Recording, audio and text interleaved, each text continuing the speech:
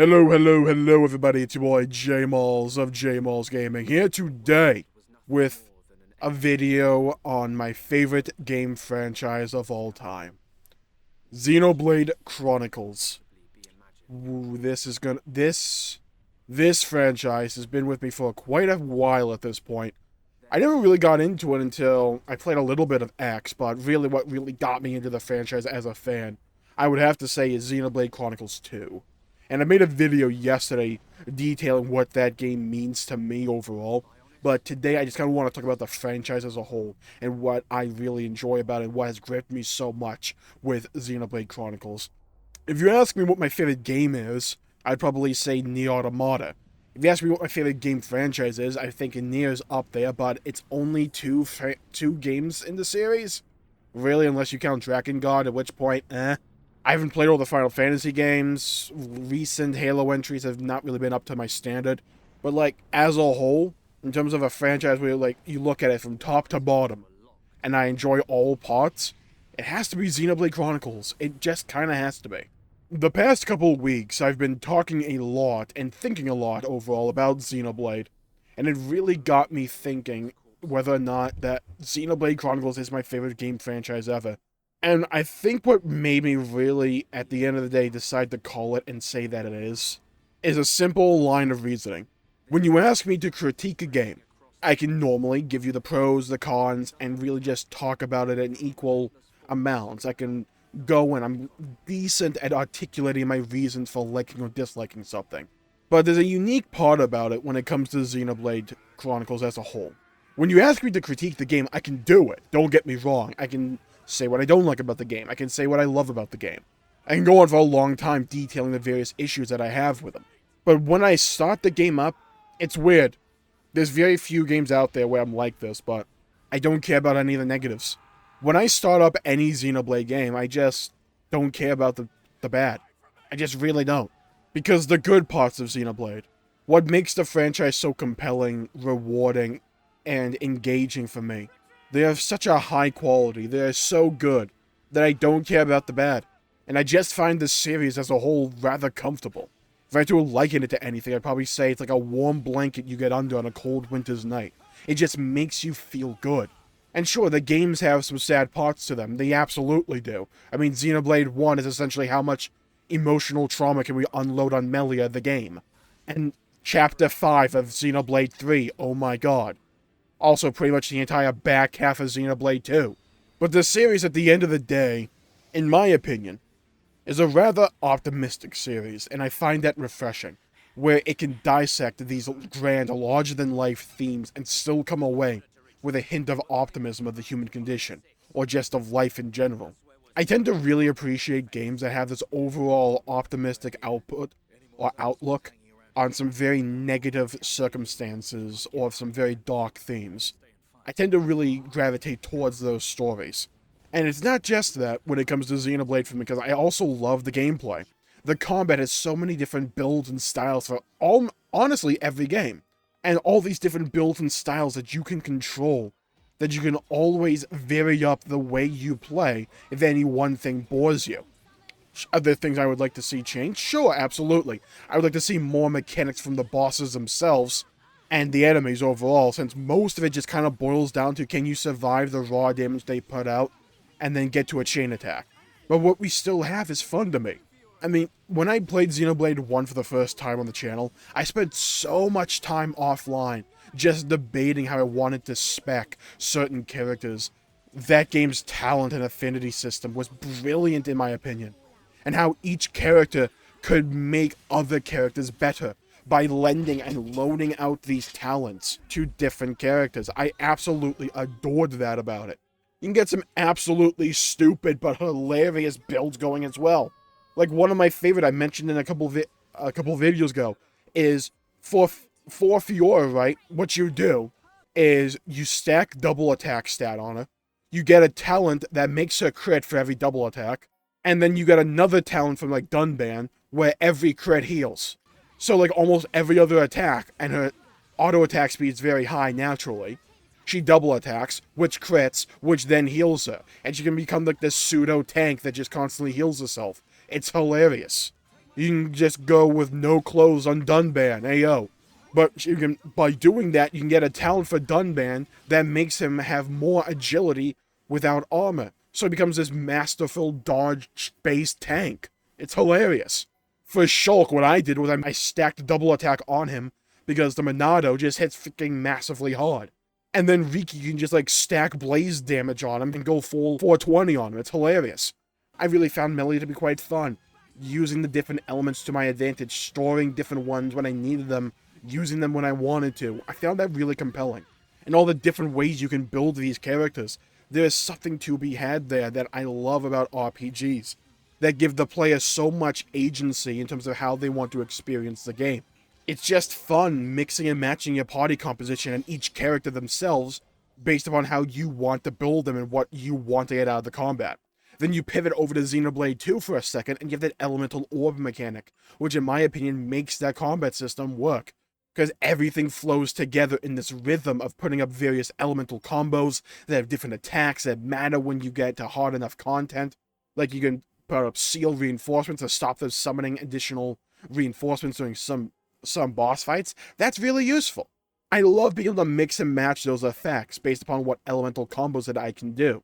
And not only that, you can then pop all those elemental bubbles and chain attacks, which rewards all the work that you put in to get there.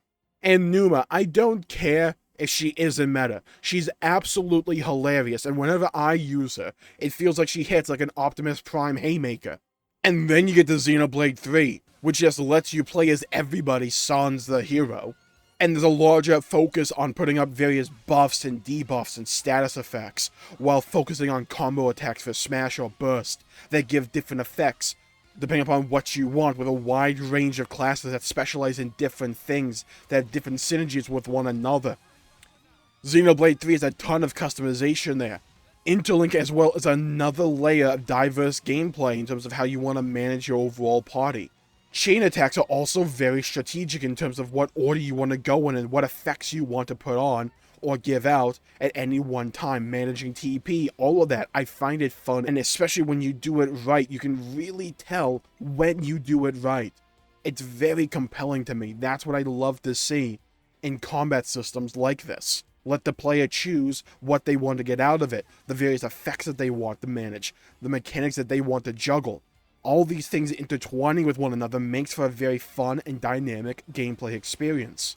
So even if the bosses themselves are all kind of to me, where they don't really do all that much, outside of maybe like the hardest mode, they might have a mechanic or two, the combat loop itself is so fun and rewarding that it kind of makes up for it in my opinion.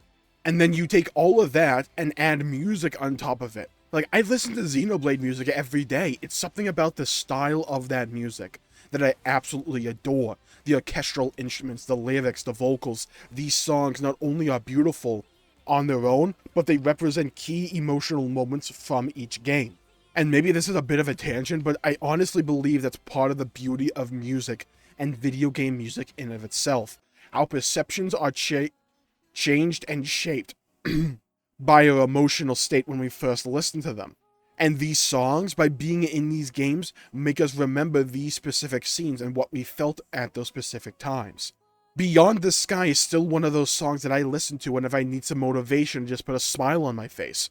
Like, it's a beautiful piece of music. Same thing with One Last You, A Moment of Eternity, Drifting Soul, Where We Belong, A Step Away. All of these songs, once I listen to them, bring me straight back to the moments in the games where I first experienced them.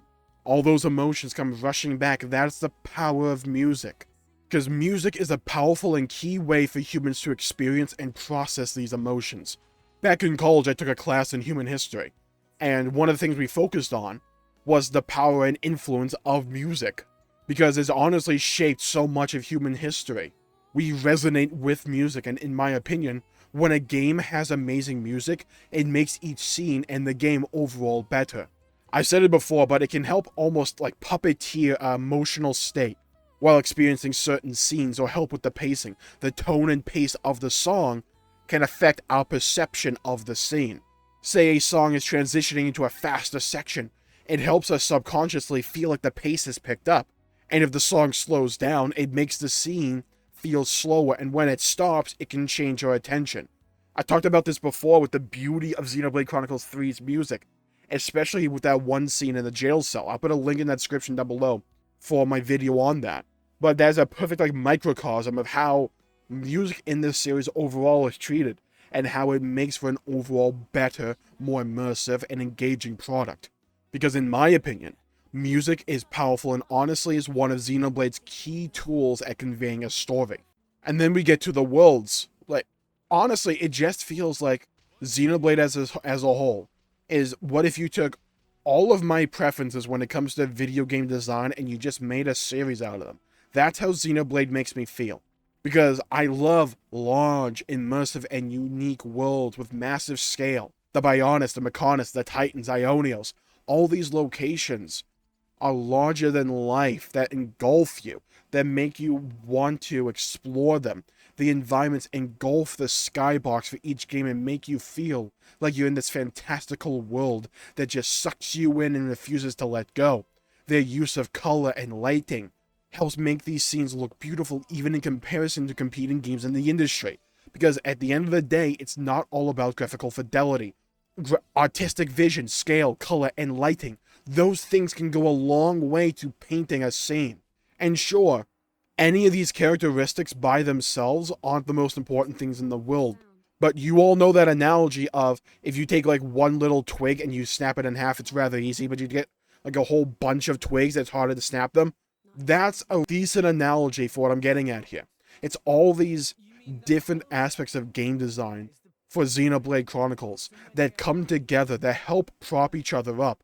The music helping the pacing and cinematography of each scene, but the visuals and the environments helping to immerse you, put you into this larger-than-life fantasy world. The characters, the dialogue, the VO, the gameplay, all these things by themselves are good, but when you put them together, it makes a package truly memorable. And that is Xenoblade as a whole, in my opinion. Because in my opinion, like I said before, I don't think this series has missed. I really don't. Xenoblade X is probably the greatest outlier, but even then, that game has a ton of good parts about it. Like, Primordia is probably one of my favorite zones in all of Xenoblade. That zone is freaking gorgeous. Remember the freaking forest zone? How they vary up that sense of scale? Remember going to the desert in Xenoblade X, and you see that giant, like, warp gate thing just larger than life on the horizon? It's beautiful. These are striking images that these games can implant in the player's perception, in the player's mind. So not only are you enjoying the overall gameplay loop, because each gameplay system has a nice rhythm to it, with good decision making that's always asking the player to make use of pretty much every tool in their kit, but you couple that with fantastic storytelling, wonderful themes and messages that are meaningful, that are impactful, that can show you different perspectives on these larger-than-life concepts that you may not have thought about before. You take all of that, combine it with amazing music, beautiful visuals, wonderful larger-than-life characters, and that's a formula for a fantastic JRPG, in my opinion. And that is the formula Xenoblade has gone for since Xenoblade 1. Because they understand it's not about any one element. Game design is all about taking these multiple different elements that seemingly don't mesh with one another, and taking them and putting them all together to produce one cohesive experience. That is Xenoblade Chronicles at the end of the day. They don't need to fill the worlds up with collectibles or objectives or side quests. There's side quests in the game, sure, especially with Xenoblade 1, oh my god. But at the end of the day, you explore these worlds, at least for me, you explore these areas, you explore these zones because you want to see what's there. Because these worlds are so beautiful and engrossing to look at and to be in. You play through the main story because you want to see more of the story of these characters. And honestly, I do the side quests not because I want a reward from them, but because I just want more of this world and of these characters. I want more of this gameplay. Because the gameplay is fun, engrossing, and engaging. Sure, it's very player-oriented instead of having mechanics coming and originating from the boss. And I feel like another great step that Xenoblade as a whole could take in the future is incorporating more boss mechanics into the rudimentary gameplay when you're leveling through the game and going through the main story. Some bosses are better than others in terms of this, but you get my overall point. If they can somehow bring in some more boss mechanics as well, I feel that that's the next step to really elevate the combat. Because in terms of the player side, all these different builds and styles that you can play, it's fun, replayable, and engaging. You want to customize these characters. You want to play as these characters because they all play different to one another. They all feel different to one another. And they synergize with each other in very cool ways, especially with Xenoblade 1 with the talent system, like I said before. Or with Xenoblade 3 with the class system and the hero system. Xenoblade 2 with the elemental orb system. Each game finds a way to make the characters care about the other characters in your party. You don't ever just feel like you have a healer or a tank. No, they're interacting with each other to do various effects, to get various different abilities out. And the chain attack system overall is some way just to bring it all together. And you pair that with the songs, the music overall, the world exploration, the world design, the artistic design of the world, and the story development, and the characters. That's a phenomenal package right there. And that is Xenoblade Chronicles. And that, to me, for all those reasons, and for how well Xenoblade is able to tackle each of these individual aspects of game design and bring them all together, that is why Xenoblade Chronicles is my favorite game franchise ever. Because it's done this consistently. It's done this with Xenoblade 1, done this with Xenoblade X, it's done this with Xenoblade 2, and it's done this with Xenoblade 2 Torna, and it's done this with Xenoblade 3. And Xenoblade 1 Future Connected. It's done this all those times. No, really, think about it for a second. Do you know how hard it is for a franchise not to miss? That's why I love Xenoblade Chronicles so much. And that is why I'm willing to say that's my favorite game franchise of all time. Thank you all for tuning in. My pleasure for making the video. Leave a comment down below with what got you into Xenoblade Chronicles initially. What game did you start with? How did you hear about it? Let me know. I would love to hear your thoughts and hear your stories. Get some good discussion going down in the comments. And while you're down there, please leave a like and subscribe. It really helps the channel out and helps support future content, and I greatly appreciate it. Stay safe with everybody. Have a great day, and I'll see you all next time.